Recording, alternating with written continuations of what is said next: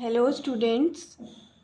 So today is our second class जिसमें हम अपना यूनिट 1 स्टार्ट करेंगे। So let's start. I hope आप लोग मेरे साथ रेगुलर स्टडीज़ करो जिससे कि आपको कोई भी क्वेरी कोई भी प्रॉब्लम हो तो हम ऑन द स्पॉट सॉल्व कर सकें और आपकी बेटर प्रिपरेशन हो। तो चलिए चलते हैं, अभी शुरू करते हैं। तो सबसे पहले part A, principles and functions of management, जैसा कि कल हमने आपको समझाया था लास्ट हमारे क्लास में। इस क्लास में हम nature and significance of management, first chapter, unit first है आपकी, nature and significance of management. According to CBSE जो टॉपिक्स आपको पढ़ने हैं इसमें वो ये हैं। मैनेजमेंट का आपको कंसेप्ट, ऑब्जेक्टिव्स और इम्पोर्टेंस पढ़ना है। मैनेजमेंट का बिहेवियर पढ़ना है as a science, as art और प्रोफेशन। फिर लेवल्स ऑफ मैनेजमेंट कितने होते हैं। फिर मैनेजमेंट फंक्शंस क्या होते हैं, planning, organising, staffing, directing and controlling. Briefly बस इसकी नॉलेज लेनी है कि फंक्शंस होते क्या हैं और ये फंक्शंस किस तरीके से काम करते हैं। बाकी डिटेल्ड स्टडीज़ इसकी नेक्स्ट चैप्टर्स में मिलेगी आपको, चैप्टर नंबर 4 से। देन कोऑर्डिनेशन का कंसेप्ट क्या होता है, कोऑर्डिनेशन, और उसकी क्या इम्पोर्टेंस है मैनेजमेंट में। ठीक है, अब हम शुरू करते हैं अपना कंसेप्ट ऑफ मैनेजमेंट से। सॉरी, कोऑर्डिनेशन आपको नहीं दिख रहा होगा, तो ये कोऑर्डिनेशन, कंसेप्ट एंड इम्पोर्टेंस। ठीक है, फिर उसके बाद कंसेप्ट ऑफ मैनेजमेंट, यानी कि जो मैनेजमेंट का कंसेप्ट है यहाँ से हम सबसे पहले शुरू करते हैं। तो जब भी हम सीबीएसई के सिलेबस को देखेंगे तो उसमें अगर कंसेप्ट की बात हो रही है तो कंसेप्ट का मतलब है जो भी टॉपिक है उसका कंसेप्ट, यानी कि उसका मीनिंग और उसके फीचर्स। अब ये फीचर्स या फिर कैरेक्टरिस्टिक्स एक ही चीज़ है। Features, characteristics, all are same things. So success, देखिए सबसे पहले हम बात करते हैं मैनेजमेंट का कंसेप्ट क्या कहता है। तो सबसे पहले हमें ये समझना ज़रूरी है कि आखिरकार मैनेजमेंट है क्या। देखिए, आप अपने अगर डेली रूटीन या डेली लाइफ को देखोगे तो क्या आप अपनी डेली लाइफ में कुछ भी मैनेज नहीं करते हैं ना। आप अपना टाइम मैनेज करने की कोशिश करते हैं, है ना। आपका एक शेड्यूल होता है दिन का, उसके अकॉर्डिंग आप काम करते हैं। आप स्कूल आते हैं, आप अपने स्कूल ड्रेस को मैनेज करते हैं, आप अपने टाइम टेबल को मैनेज करते हैं, आप अपने नोट्स को मैनेज करते हैं। आप हर जगह जहाँ देखेंगे वहाँ मैनेजमेंट है। टीचर्स अपनी टीचिंग्स मैनेज करते हैं, अपने लेक्चर्स मैनेज करते हैं। स्कूल अपना पूरा स्कूल मैनेज करता है, आपके प्रिंसिपल सर पूरे स्कूल को मैनेज करते हैं। तो मैनेजमेंट वैसे देखा जाए तो हर जगह है, पर यहाँ पर जिस हम मैनेजमेंट की बात कर रहे हैं वो बेसिकली हम बिजनेसेस की बात कर रहे हैं या कोई भी ऑर्गेनाइजेशन की हम बात कर रहे हैं। तो कहा जाता है successful organisations do not achieve their goals by chance. ऐसा नहीं होता कि कोई भी ऑर्गेनाइजेशन अपने जो गोल्स हैं उनको जो है यूं ही बाय चांस अचीव कर लेती है, या बस यूं ही हिट एंड ट्रायल चल रहा है और बस एक ना एक दिन तो गोल अचीव हो जाएगा। नहीं, ऐसा बिल्कुल नहीं होता है। लेकिन वो उसका एक प्रॉपर डेलिबरेट प्रोसेस फॉलो करते हैं, तब जाके उनको वो गोल अचीव होता है। ठीक है, सो अगर हम बात करें कि मैनेजमेंट एक ऑर्गेनाइजेशन में जो होता है तो वो कौन करता है, वो करता है वहाँ का मैनेजर। कौन करता है, मैनेजर। एक ऑर्गेनाइजेशन में जो आपका मैनेजमेंट है वो बहुत ज़रूरी होता है, चाहे वो ऑर्गेनाइजेशन कैसी भी हो, बड़ी ऑर्गेनाइजेशन हो, छोटी ऑर्गेनाइजेशन हो, या आपकी प्रॉफिट मेकिंग ऑर्गेनाइजेशन हो या नॉन प्रॉफिट मेकिंग ऑर्गेनाइजेशन हो। सर्विस देने वाली हो, मैन्युफैक्चरिंग हो, कैसी भी ऑर्गेनाइजेशन हो, management is equally important everywhere. और कौन करता है मैनेज? मैनेजर्स करते हैं मैनेज। एक ऑर्गेनाइजेशन में बहुत सारे इंडिविजुअल्स आते हैं जो कि ऑर्गेनाइजेशन में वर्क करते हैं। अब उन सबको सिर्फ एक डायरेक्शन में लेके चलना, ये ढेर सारे इंडिविजुअल्स इधर उधर कहीं भी जा सकते हैं, बट इनको सब जगह से हटा के एक ही डायरेक्शन में अपने गोल की तरफ ले जाने का काम करता है मैनेजमेंट। और हमारा जो मैनेजर होता है वही डिसाइड करता है कि कौन सा पर्सन क्या काम करेगा। ये मैनेजर बहुत इम्पॉर्टेंट होता है इसमें, जो ये डिसाइड करता है कि कौन सा पर्सन क्या वर्क करेगा, किस रिसोर्स को किस तरीके से यूटिलाइज करना है। अब इसमें मैनेजर का काम होता है कि हर एक रिसोर्स को इफ़ेक्टिवली और एफिशिएंटली यूटिलाइज किया जाए। भाई अब ये जो तो टर्म है ना आपके, ये बहुत ज़्यादा आपके यूज़ होंगे पूरे मैनेजमेंट में जब तक आप पढ़ेंगे। इफ़ेक्टिवली एफिशिएंटली ये बार बार आता रहेगा। आखिर ये इतने इम्पोर्टेंट वर्ड क्यों है? क्योंकि इफ़ेक्टिवनेस का मतलब है आपका, इफ़ेक्टिवली मतलब समय पर सही टाइम पर चीज़ों को कंप्लीट करना, जब चाहिए तभी काम पूरा हो जाए। और एफिशिएंटली का मतलब है कि आपका जो काम है वो आप परफेक्टली करें, बिना वेस्टेज करें, सामान सही तरीके से इस्तेमाल हो, कोई नुकसान ना हो, वो होता है आपका एफिशिएंटली। ये दोनों टर्म आपके यूज़ होते ही रहेंगे आपके मैनेजमेंट में कई सारे कंसेप्ट्स को समझाने के लिए, ठीक है। इससे कोई फ़र्क नहीं पड़ता कि ऑर्गेनाइजेशन कैसी है, क्या उसका गोल है, क्या ऑब्जेक्टिव है, इससे कोई फ़र्क नहीं पड़ता। बस एक ही चीज़ कॉमन होती है जो कि हर ऑर्गेनाइजेशन में कॉमन होती है, और वो है मैनेजमेंट और मैनेजर्स। हर एक ऑर्गेनाइजेशन में एक मैनेजमेंट भी होता है और मैनेजर्स भी होते हैं, ठीक है। अब जो इसमें हमने पढ़ा कि ये क्या है, एक प्रोसेस है। तो मैनेजमेंट एक प्रोसेस है। प्रोसेस तो हम सबको पता है, जैसे टीम मेकिंग प्रोसेस होता है, जैसे कोई भी चीज़ का प्रोसेस होता है। तो एक प्रोसेस जो होता है उसमें स्टेप्स होते हैं ना, कि एक के बाद एक क्या होगा, स्टेप्स होंगे इसमें। तो इसके पहले ये करेंगे, उसके बाद ये करेंगे। जैसे टी बनानी है, चाय बनानी है, तो क्या करते हैं हम? सबसे पहले पानी चढ़ाया, पहला स्टेप, फिर उसमें चाय पत्ती डाली, दूसरा स्टेप। बिल्कुल उसी की तरीके से हमारे यहाँ पे भी क्या चलते हैं, स्टेप्स चलते हैं, ठीक है। तो ये जो स्टेप्स होते हैं, इसके कई सारे स्टेप्स होते हैं, उसी को हम क्या कहेंगे, इनके फंक्शंस होते हैं जो इंटर रिलेटेड हैं, एक दूसरे से लिंक्ड अप होते हैं। उसकी ही मदद से ग्रुप के यानी ऑर्गेनाइजेशन के जो गोल्स होते हैं, जो उसके ऑब्जेक्टिव्स होते हैं, वो हम अचीव कर पाते हैं, ठीक है। अब क्या है कि इन सारे गोल्स को अचीव करने के लिए कई ऑर्गेनाइजेशन में अलग अलग मैनेजर्स हो सकते हैं हर एक फंक्शन के लिए, और कुछ ऑर्गेनाइजेशंस में ऐसा कोई ज़रूरी नहीं है कि हर एक फंक्शन के लिए एक अलग अलग मैनेजर्स अवेलेबल हों, ठीक है। अब ये जो मैनेजर्स हैं वो अपने अपने लेवल के हिसाब से डिपेंड करता है कि वो कौन से फंक्शन पे या कौन सी एक्टिविटी पे ज़्यादा समय बिताते हैं। अगर कोई टॉप लेवल का मैनेजर है तो वो सबसे ज़्यादा समय प्लानिंग करने में बिताएगा, और अदर जो मैनेजर्स होंगे उनका जैसा वह फंक्शन होगा, जैसा उनका वर्क होगा, उसके हिसाब से ही वो अपना टाइम वहाँ पर स्पेंड करते हैं, ठीक है। अब हम बात करते हैं modern concept of management. Modern concept of management, देखिए मैनेजमेंट का मॉडर्न कंसेप्ट क्या कहता है कि management is a process. Again modern concept भी इसको क्या बता रहा है, प्रोसेस ही बता रहा है। ये जो मैंने पहले बताया वो आपको एक जनरल ओवरव्यू था उसका कंसेप्ट का, लेकिन अब हम जो बता रहे हैं वो है मॉडर्न कंसेप्ट ऑफ मैनेजमेंट, जो कि हमें मेन बेसिकली इम्पॉर्टेंट है पढ़ना, और वही आपके एग्ज़ाम पॉइंट ऑफ व्यू से आएंगे जिसमें से क्वेश्चन। तो यहाँ पे भी क्या बता रहा है, मैनेजमेंट इज़ अ प्रोसेस। ये क्या है, एक प्रोसेस है ऑफ गेटिंग थिंग्स डन। किस चीज़ का प्रोसेस है, चीज़ों को करने का प्रोसेस है, ठीक है, कि चीज़ें कंप्लीट हों। गेटिंग थिंग्स डन, चीज़ों को करवाना, काम को करवाना, विद द एम ऑफ, एक उद्देश्य के साथ, क्या है उद्देश्य?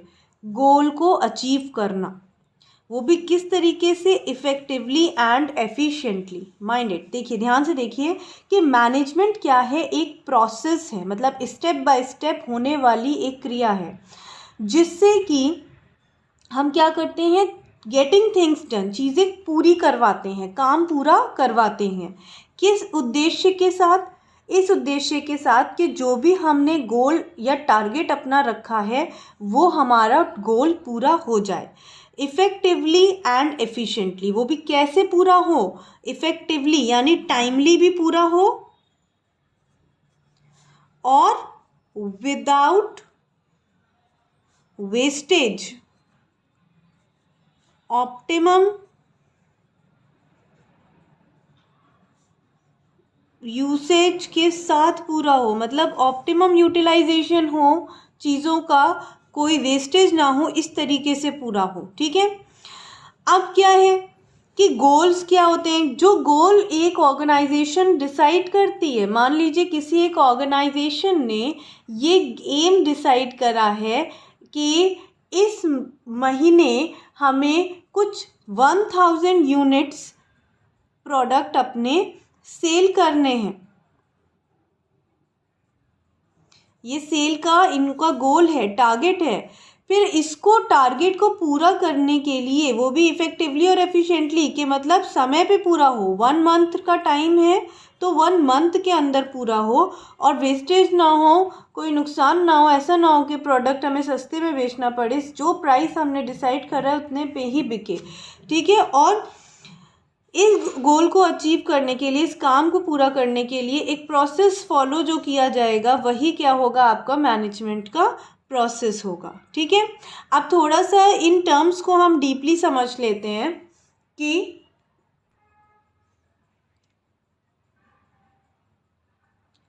ठीक है, तो अब हम इसको और ज़्यादा डिटेल में थोड़ा पढ़ते हैं। तो ये है हमारा, इसके बाद ये जो कंसेप्ट ऑफ मैनेजमेंट है, इसमें हमने बताया था प्रोसेस, इफ़ेक्टिवनेस और एफिशिएंसी। तो अब हम इसको थोड़ा सा और डिटेल में समझ लेते हैं कि ये क्या होता है। कंसेप्ट ऑफ मैनेजमेंट जो है, इसमें अगर हम बात करें मैनेजमेंट इज़ अ प्रोसेस, तो क्या है मैनेजमेंट का प्रोसेस? मैनेजमेंट का जो प्रोसेस है, इससे हमारा मतलब है एक सीक्वेंस ऑफ स्टेप, एक के बाद एक स्टेप होता है। स्टेप 1 है प्लानिंग, स्टेप 2 है organising, 3 staffing, 4 directing and 5 controlling. ये जो 5 स्टेप्स हैं जो एक के बाद एक फॉलो होते हैं, हम इसको स्किप करके नहीं बढ़ेंगे, बिल्कुल भी स्किप कर ही नहीं सकते। प्लानिंग के बाद ही ऑर्गेनाइजिंग होगा, ऑर्गेनाइजिंग के बाद ही स्टाफिंग होगा, स्टाफिंग के बाद डायरेक्टिंग, और डायरेक्टिंग के बाद कंट्रोलिंग। ये जो सीरीज़ है, एक के बाद एक जो ये स्टेप्स होते हैं प्रोसेस के, यही हमारा क्या है? मैनेजमेंट का वो प्रोसेस है जिसका हम इस्तेमाल करते हैं किसी भी ऑर्गेनाइजेशन में मैनेजमेंट करने के लिए। ठीक है। फिर उसके बाद हम बात करते हैं क्या होती है effectiveness. Finishing the given task और achieving the goal on time. क्या है इफ़ेक्टिवनेस? टास्क को समय पर पूरा करना, पूरा कर देना, गोल को अचीव कर लेना समय पर। अगर टारगेट था 1 मंथ का, तो 1 महीने के अंदर अंदर ही पूरा हो जाना चाहिए काम। उससे अगर डिले होता है, ठीक है, अगर 1 मंथ से डिले होता है, अगर टाइम लगता है 1 मंथ 4 डेज, या 1 डे भी ज़्यादा हो जाए, ठीक है, तो भी क्या है? ये इफ़ेक्टिव होगा वो वर्क? नहीं, वो ये वर्क इफ़ेक्टिव नहीं होगा। अगर वो जितना टाइम निर्धारित किया गया था उससे ज़्यादा समय लेता है, तो वो टाइम, वो वर्क आपका इफ़ेक्टिव नहीं है। तो आपका जो गोल अचीव हुआ वो इफ़ेक्टिवली नहीं अचीव हुआ, ये कहा जाएगा। ठीक है। और हम एफिशिएंसी की बात करें तो इसका जो जोर होता है ये किस चीज़ पे करता है? ये कहता है कंजूसी। आप ये समझ लीजिए एक तरीके से क्या कर जाता है, कंजूसी कह लो, या अक्लमंदी से चीज़ों को यूज़ करना कह लो, कि आपका सबसे मैक्सिमम तो क्या निकले? मैक्सिमम निकले आपका बेनिफिट, और जो आप लगाओ, जो आपकी कॉस्ट हो, वो क्या हो? मिनिमम। देखो हर एक ऑर्गेनाइजेशन में आपको पता है कि अगर प्रोडक्ट जितना सस्ता प्रिपेयर होगा, जितना सस्ता उसको बना के तैयार करोगे आप, या आप लोगों को दिखा ही नहीं होगा मैंने जो यहाँ पे लिखा, सो क्या अभी मैं आपको फिर से दिखा देती हूँ। यहाँ पे देखिए, कंजूसी करना यानी कि मैक्सिमम बेनिफिट लेने की कोशिश करना, मिनिमम कॉस्ट लगा के कम से कम दाम पर चीज़ों को बनाओ और उसको जो है जितना हो सके मैक्सिमम प्रॉफिट बनाओ। मान लीजिए मार्केट में कोई प्रोडक्ट 100 रुपये का बिकता है, ठीक है, ये क्या है, सेलिंग प्राइस 100 रुपये। 100 रुपये का मान लीजिए किसी प्रोडक्ट का सेलिंग प्राइस है और उसको बनाने की जो कॉस्ट पड़ती है वो आती है 60 रुपीज़, ठीक है। पर अगर इफ़िशेंसी का ध्यान रखा जाए और कम से कम कॉस्ट उसके लगे, तो उस पर अगर ज़्यादा फोकस किया जाए तो कॉस्ट क्या हो जाएगी, थोड़ी सी और कम हो जाएगी। 40 रुपीज़ में मान लो बन के तैयार हो गया, चलो छोड़िए इतने भी ज़्यादा कम कैसे हो जाएगा, 50 रुपीज़ पे, ठीक है, 50 रुपीज़ कॉस्ट अब उसकी आई, तो प्रॉफिट मार्जिन 10 रुपये का बढ़ गया ना। यहाँ पे 100 रुपये में बिक रहा था तो यहाँ पे कितना कमा रहा था, यहाँ पे देखिए तो 40 रुपये इसका प्रॉफिट बन रहा था। लेकिन यहाँ पे 50 रुपये में अगर प्रोडक्ट बन के तैयार होता है तो प्रॉफिट कितना बनेगा, 85 रुपये का प्रॉफिट आएगा। 100 में से 50 माइनस कर दो, 50 ही आएगा। अब ये 50 का प्रॉफिट हो रहा है तो देखा जाए तो 40 का प्रॉफिट तब हो रहा था जब 60 रुपये में हम बना के तैयार कर रहे थे और 100 में बेच रहे थे, और 50 रुपये का प्रॉफिट तब मिल रहा है जब हम 100 रुपये का बेच रहे हैं और 50 रुपये में बनाकर तैयार कर रहे हैं। तो यानी कि प्रॉफिट इसमें ज़्यादा होगा। इसीलिए एफिशिएंसी पर ध्यान दिया जाता है कि आपका क्या होगा, प्रोडक्ट अच्छे से बन के तैयार होगा कम खर्चे के साथ। ओके, तो अभी हम देखते हैं कि क्या डिफरेंस है इफ़ेक्टिवनेस एंड एफिशिएंसी में। जो अभी हमने पढ़ा था, क्या पढ़ा था यहाँ पे देखिए, हमने पढ़ा था क्या होता है प्रोसेस, क्या होती है इफ़ेक्टिवनेस और क्या होती है एफिशिएंसी, ठीक है। अभी ये देखते हैं कि इफ़ेक्टिवनेस और एफिशिएंसी में क्या अंतर होता है, ठीक है। सबसे पहले मीनिंग की बात करें तो इफ़ेक्टिवनेस किससे रिलेटेड है, ये टास्क को समय पर पूरा करने से संबंधित है, ठीक है। चाहे कॉस्ट कुछ भी हो, कॉस्ट भले ही मोर ज़्यादा क्यों ना हो जाए, लेकिन तो भी काम को टाइमली कंप्लीट करना हो, समय पर काम कंप्लीट होना चाहिए। मेन इसका फोकस ये होता है इफ़ेक्टिवनेस का, ठीक है। फॉर एग्ज़ाम्पल जो है कोई भी काम आपको जैसे मिला है आपके स्कूल से और आपको वो नेक्स्ट डे कंप्लीट करके देना है, ठीक है।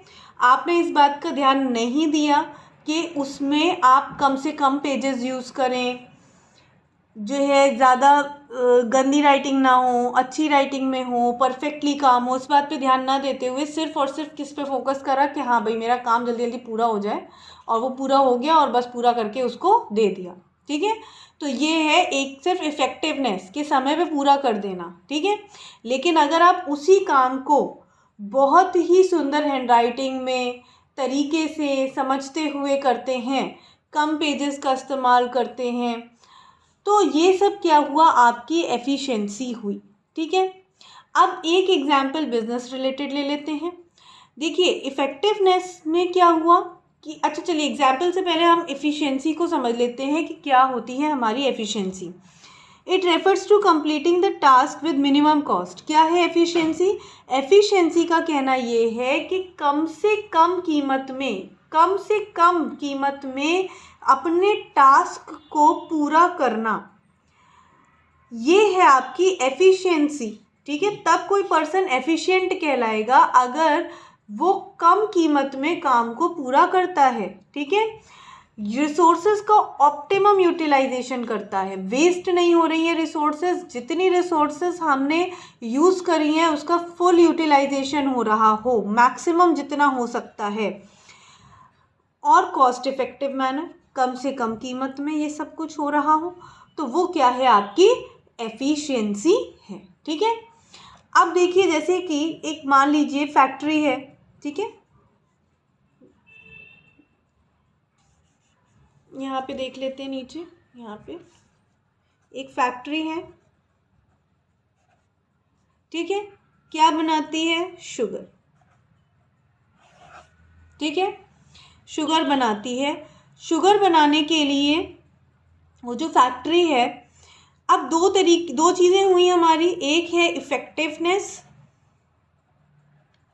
और एक है हमारी एफिशिएंसी। ठीक है। अब देखो, इफ़ेक्टिवनेस में तो कह रहे टाइम पे पूरा करना है। अब इसको मान लो एक ऑर्डर मिला कि इसको 100 क्विंटल्स शुगर जो है डिलीवर करनी है XYZ कंपनी को 2 मंथ्स में। ठीक है। अब अगर ये 2 मंथ्स में काम पूरा कर लेती है तो ये क्या हो जाएगी, इफ़ेक्टिव हो जाएगी। ठीक है। लेकिन अब ये जो कंपनी थी, इसने क्या रखी थी, कंडीशंस रखी थी। ठीक है। इसने जो कंडीशंस रखी थी, इसने ये कहा था कि इसको एक स्पेसिफिक साइज चाहिए था। मतलब ये जो शुगर के जो ये जैसे क्रिस्टल्स होते हैं, ये जो नॉर्मल क्रिस्टल का साइज़ वो कंपनी बनाती थी, उससे थोड़े से बड़े क्रिस्टल इसको चाहिए थे कंपनी को। इसने अपना स्पेसिफिक साइज़ बताया था। ठीक है।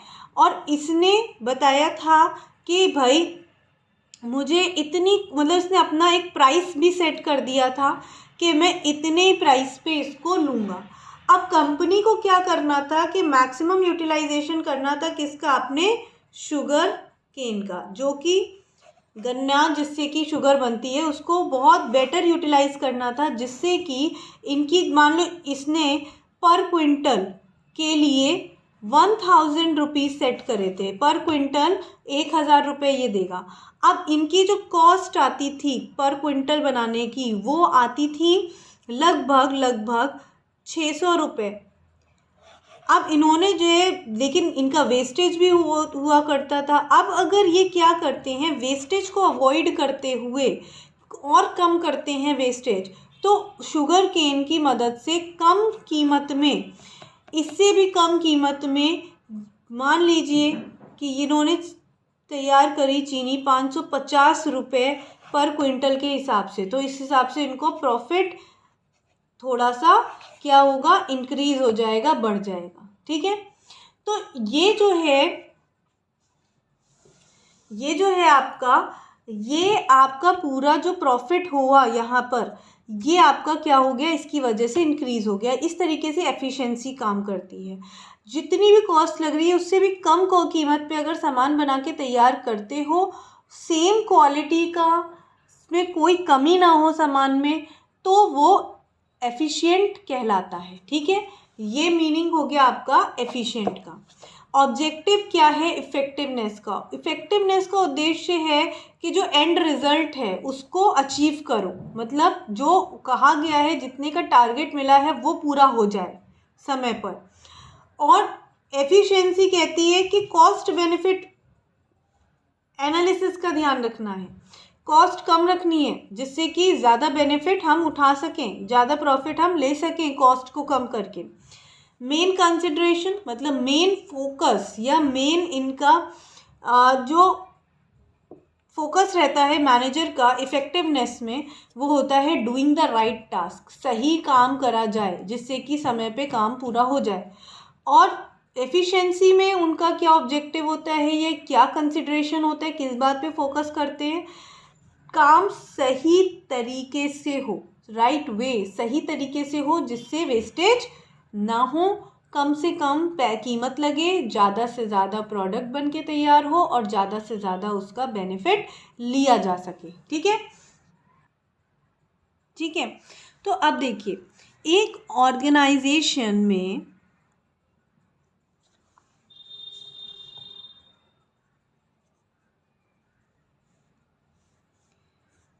एक ऑर्गेनाइजेशन में अगर हम ध्यान दें तो अगर इफ़ेक्टिवनेस और एफिशिएंसी को हम एक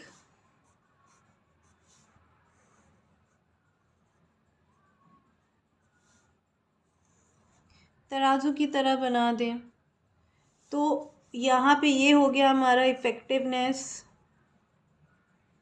ये हो गई हमारी एफिशिएंसी, ठीक है। ये दोनों के बीच में यार ये क्या है, ये बैलेंस है। तराजू को इंग्लिश में क्या कहते हैं, बैलेंस है, ठीक है। इन दोनों में क्या होना चाहिए, बैलेंस होना चाहिए। इफ़ेक्टिवनेस और एफिशिएंसी दोनों ही इक्वली इम्पॉर्टेंट होते हैं किसी भी ऑर्गेनाइजेशन में, ठीक है। किसी भी ऑर्गेनाइजेशन में इक्वली इम्पॉर्टेंट हैं। इफ़ेक्टिवनेस भी ज़रूरी है और एफिशिएंसी भी ज़रूरी है, तभी हम कहेंगे कि मैनेजमेंट कैसा है, तभी मैनेजमेंट हमारा बेस्ट होगा। सबसे अच्छा मैनेजमेंट वही होता है जिसमें इफ़ेक्टिवनेस और एफिशिएंसी दोनों ही बैलेंस्ड होती हैं, बराबर होती हैं। काम समय पे भी पूरा होना चाहिए और काम कम सामान वेस्टेज के साथ मैक्सिमम रिजल्ट देने वाला होना चाहिए। बेस्ट क्वालिटी का सामान बन के तैयार होना चाहिए, तो ही हमारा मैनेजमेंट क्या है, बेस्ट है, ठीक है। अब इसके बाद आपको ज़रा दो डेफिनेशन में और आपको यहाँ पे शो करती हूँ और हल्की सी समझा देती हूँ, जिससे कि आपके नोट्स के पर्पज़ से वो कंप्लीट हो जाएगा।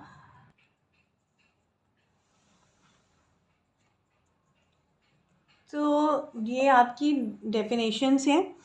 देखिए मैनेजमेंट की definitions, this is just a general definition. To manage is to forecast.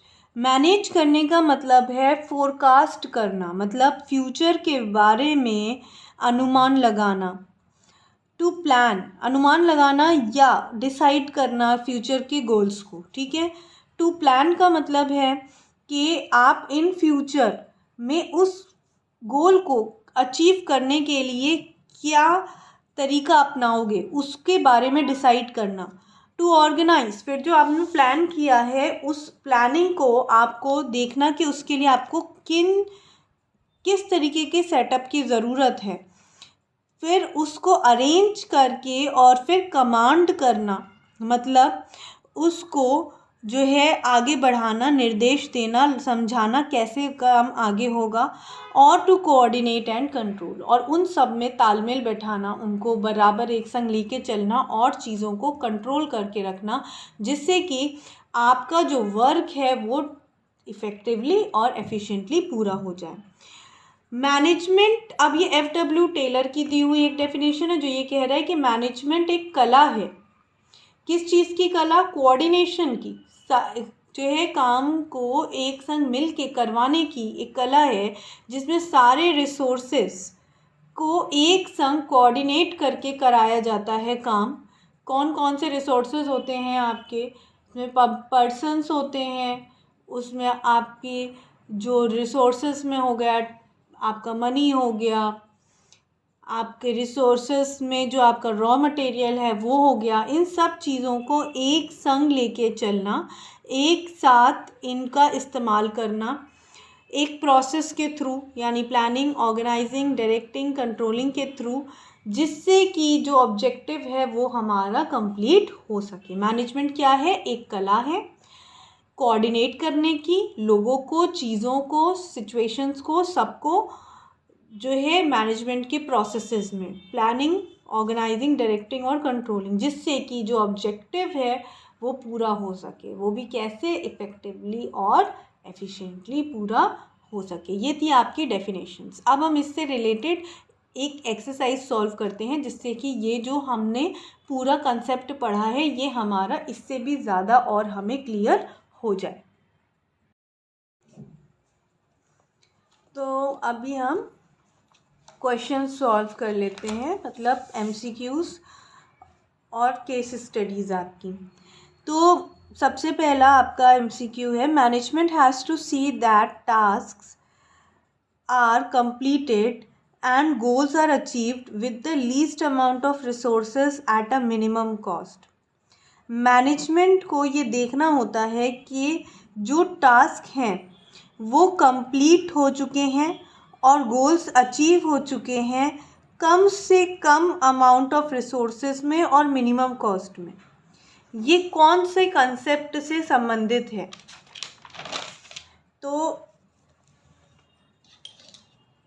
ये जो हमारा कंसेप्ट की हम यहाँ बात करेंगे वो coordination and efficiency and effectiveness, planning and effectiveness, management and administration. तो अभी हमने जो अपना सब पढ़ा है उसमें हमने इफेक्टिवनेस और एफिशिएंसी के ही बारे में पढ़ा है।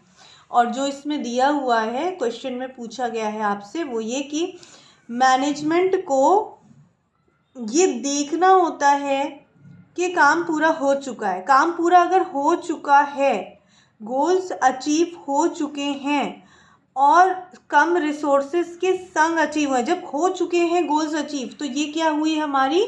ये हुई हमारी इफ़ेक्टिवनेस। काम को पूरा करना समय पर क्या है? इफ़ेक्टिवनेस है। और किस तरीके से पूरा किया गया है, तरीका जो होता है वो होती है efficiency. Come amount of resources के साथ मिनिमम कॉस्ट पे इन्होंने इस काम को पूरा किया है। तो ये क्या हो गया आपका? एफिशिएंसी। तो ये जो हमारा रिलेटेड कंसेप्ट यहाँ पर हुआ वो होगा हमारा एफिशिएंसी एंड इफेक्टिवनेस। नेक्स्ट हम आते हैं इस पे, successful organisations do not achieve their goals by chance but by following a deliberate process called. अब यहाँ पर क्या कह रहा है, ये मैंने आपको अभी पहले भी पढ़ाया था कि एक सक्सेसफुल ऑर्गेनाइजेशन अपने गोल्स को बाय चांस नहीं अचीव करते कि बस हाँ हो गए अचीव गोल्स, नहीं, उसके लिए पूरा एक सेट तरीके से काम करते हैं, उसका एक पूरा प्रोसेस फॉलो करते हैं। पर वो उस चीज़ को क्या कहते हैं जिसका प्रोसेस फॉलो करते हैं? उस चीज़ को कहते हैं मैनेजमेंट। किसका प्रोसेस फॉलो करते हैं ये? मैनेजमेंट का पूरा प्रोसेस फॉलो करते हैं। अब हम आते हैं अपने कुछ केस स्टडीज़ पर। क्वेश्चन नंबर 3 आपका केस स्टडी से संबंधित क्वेश्चन है जो कि बहुत इंपॉर्टेंट है आपके बोर्ड एग्जामिनेशन के लिए, तो इसको ध्यान से समझिए। ड्यूरिंग फेस्टिवल सीजन, देखिए फेस्टिवल का टाइम था, ABC limited received a new order of 10,000 mobile phones to be delivered in 10 days. ABC limited एक कंपनी है, उसको एक नया ऑर्डर मिला। क्या ऑर्डर था? 10,000 मोबाइल फ़ोन्स बनाने थे, ठीक है, और बना के 10 दिन के अंदर डिलीवरी देनी थी, ठीक है। अगर इसको फेलिंग विच, मान लो ये 10 दिन में नहीं दे पाते हैं डिलीवरी, तो जो कॉन्ट्रैक्ट होगा वो नल एंड वॉइड हो जाएगा। मतलब जो बीच में कॉन्ट्रैक्ट हुआ है ABC लिमिटेड का, जिसने भी ऑर्डर दिया है उससे, अगर ये 10 दिन में अपना कॉन्ट्रैक्ट का ये जो वो है 10,000 मोबाइल फ़ोन्स का ऑर्डर पूरा नहीं कर पाते हैं तो ये कॉन्ट्रैक्ट ख़त्म माना जाएगा, ठीक है। इस प्रोडक्शन को कंप्लीट करने के लिए मैनेजर ने प्लान किया टू आउटसोर्स द प्रोडक्शन। क्या प्लान किया? To outsource the production. Outsource का मतलब समझ रहे हो? आउटसोर्स का मतलब है कि अपनी कंपनी के बाहर किसी दूसरी कंपनी से को कॉन्ट्रैक्ट देना कि वो आपके लिए आपका प्रोडक्ट बना के तैयार करे, ठीक है। तो उन्होंने सोचा कि आउटसोर्स की प्लानिंग इन्होंने करी जिससे कि ऑर्डर टाइम पर डिलीवर हो सके, ठीक है। इन्होंने क्या चाहा कि ये जो ऑर्डर है ये टाइम पर डिलीवर हो जाए, इसके लिए उन्होंने आउटसोर्सिंग का इस्तेमाल किया। Outsourcing resulted in cost by 30%। इसमें थोड़ा सा करेक्शन है, resulted in increase in cost. तो क्या है कि आउटसोर्सिंग जब करी इन्होंने तो इसने 30% कॉस्ट को बढ़ा दिया। मतलब अगर 100 रुपये का कोई सामान बन रहा था तो आउटसोर्सिंग बाहर से बनवाया तो 130 रुपये में जाके पड़ा, ठीक है। तो भाई ऑब्वियस है कि अगर आप खुद बनाओगे तो अगर 100 रुपये में सामान बन रहा है तो उतने में ही बन के तैयार होगा। पर अगर आपने बाहर से बनवाया है तो जो बना रहा है आप उसको भी तो कुछ ना कुछ कॉस्ट पे करोगे ना, वो भी तो कुछ पैसे लेगा बनाने का। तो इसलिए इन्होंने जब आउटसोर्सिंग प्लान करी, बाहर से सामान अपने मोबाइल फ़ोन्स को प्रोड्यूस कराने का डिसाइड करा, तो इन्होंने कॉस्ट ज़्यादा हो गई इनकी। तो अब ये कह रहा है, do you think the production manager perform duties effectively and efficiently? क्या लगता है आपको, क्या इन्होंने इफेक्टिवली और एफिशिएंटली अपने काम को पूरा किया? नहीं, नहीं की। क्यों? क्योंकि यहाँ पर 10,000 मोबाइल फ़ोन्स जो थे आपके, उन्हें 10 दिन में जो तैयार करना था, इन्होंने टाइम पे पूरा करने के लिए उसको आउटसोर्स कर दिया। तो 10 दिन में सामान तैयार तो हो गया, तो वो क्या हुआ, ओनली इफ़ेक्टिव। क्या होगा, वो काम सिर्फ इफ़ेक्टिवली पूरा हुआ है। पर इन्होंने कॉस्ट तो ज़्यादा कर दी, कॉस्ट बेनिफिट तो मिला ही नहीं, कॉस्ट बेनिफिट एनालिसिस कुछ किया ही नहीं इन्होंने। तो एफिशिएंसी इसमें लैकिंग थी, एफिशिएंसी इसमें नहीं है। तो एक्चुअली यहाँ पर जो प्रोडक्शन मैनेजर है उसने अपनी जो ड्यूटीज़ कंप्लीट करी हैं वो खाली कंप्लीशन पे उसने ध्यान दिया, तो वो खाली इफ़ेक्टिव रहा, एफिशिएंट नहीं रहा। ठीक है, नेक्स्ट चलते हैं नेक्स्ट केस स्टडी पर। ये रही,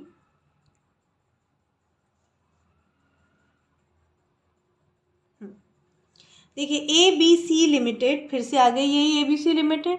ABC लिमिटेड एक गारमेंट मैन्युफैक्चरिंग कंपनी है। यहाँ पे अभी मोबाइल बना रही थी, अभी ये गारमेंट मैन्युफैक्चरिंग बन गई है इस क्वेश्चन में। तो ये गारमेंट मैन्युफैक्चरिंग कंपनी है जिसने अपना प्रोडक्शन टारगेट जो सेट करा था, set the target production of 100 garments, कितने का था, 100 गारमेंट्स का था पर मंथ। ध्यान दिया जाए कि 100 गारमेंट्स पर मंथ बनाने का इनका टारगेट था। ठीक है, at the estimated cost of ₹200 पर गारमेंट, और इन्होंने एस्टिमेटेड कॉस्ट उसकी क्या रखी थी कि 200 रुपये पर गारमेंट के हिसाब से वो गारमेंट बन के तैयार होगा। मोहन एक वर्कर जो डबल शिफ्ट में काम कर रहा था, मतलब अपने जो भी इसकी शिफ्ट थी उसमें 2 शिफ्टों में काम कर रहा था, and manufactured around 150 garments but at the estimated cost of ₹230 पर गारमेंट।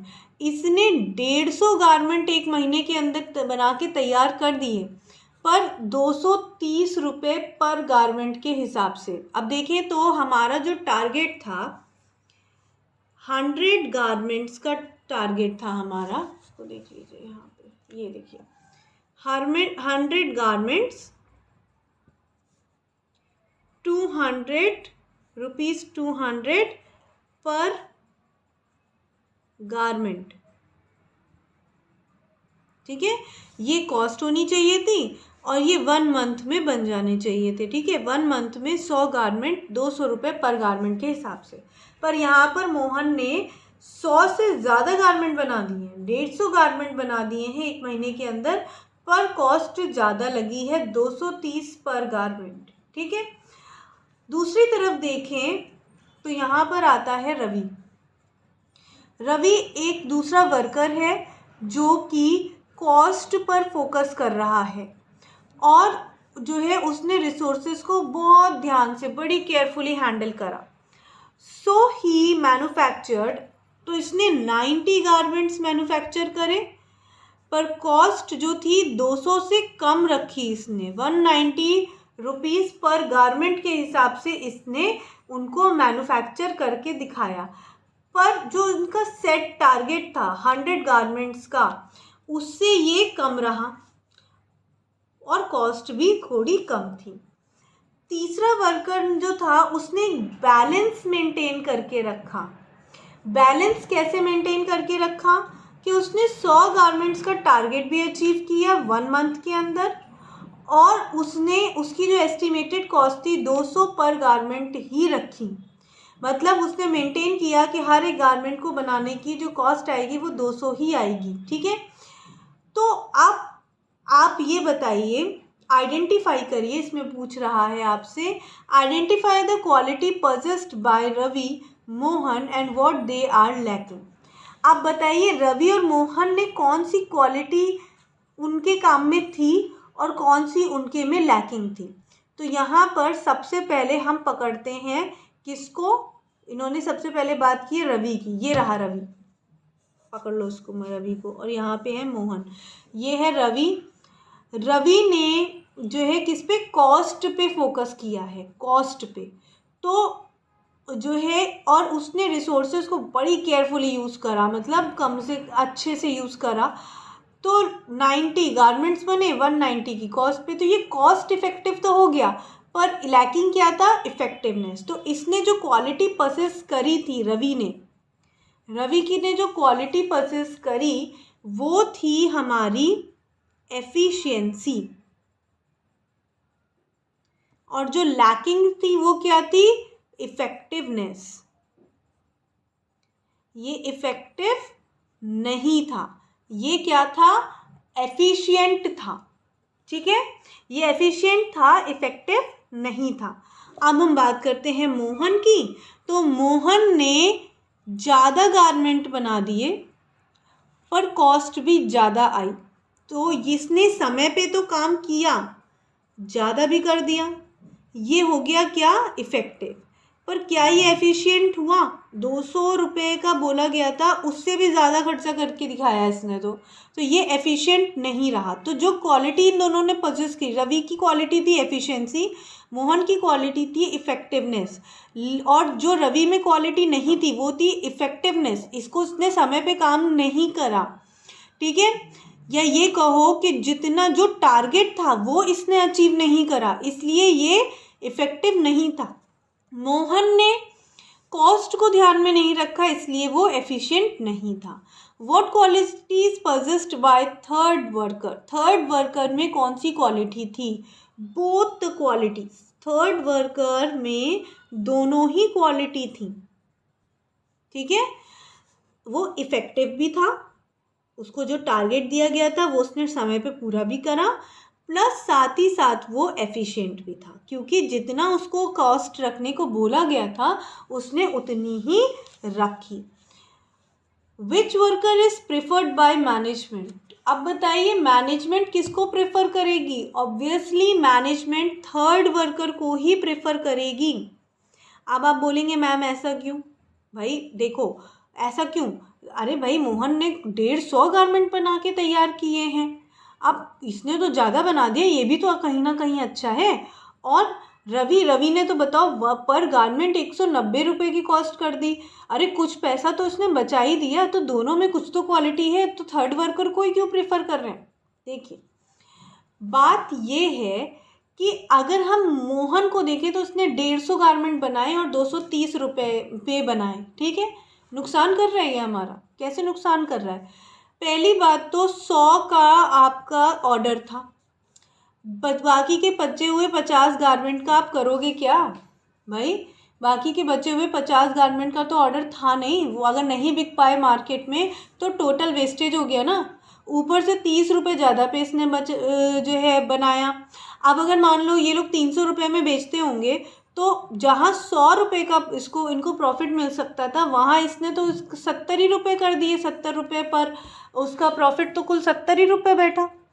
तो इसने तो प्रॉफिट भी कम करा दिया और एक्स्ट्रा सामान बना के तैयार कर दिया, रिसोर्सेज एक्स्ट्रा लगा दी जिसकी रिक्वायरमेंट ही नहीं थी।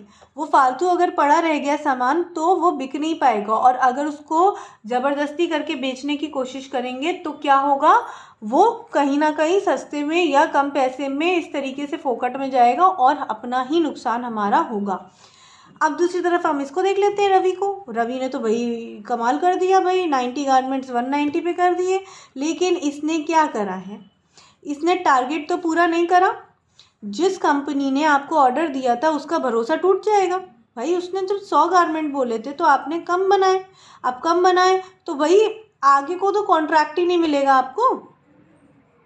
ठीक है, तो इस बेनिफिट का करेंगे क्या, आगे के लिए तो कॉन्ट्रैक्ट ही नहीं मिला, वो एक बार में ही कॉन्ट्रैक्ट दे के और कहेगा ये तो भाई काम ही नहीं पूरा करके देते हैं, जितना कहा जाता है उससे कम बना कर देते हैं, तो फिर वो भी क्या करेगा, ऑर्डर देना बंद कर देगा। तो दोनों ही कंडीशन में नुकसान होगा।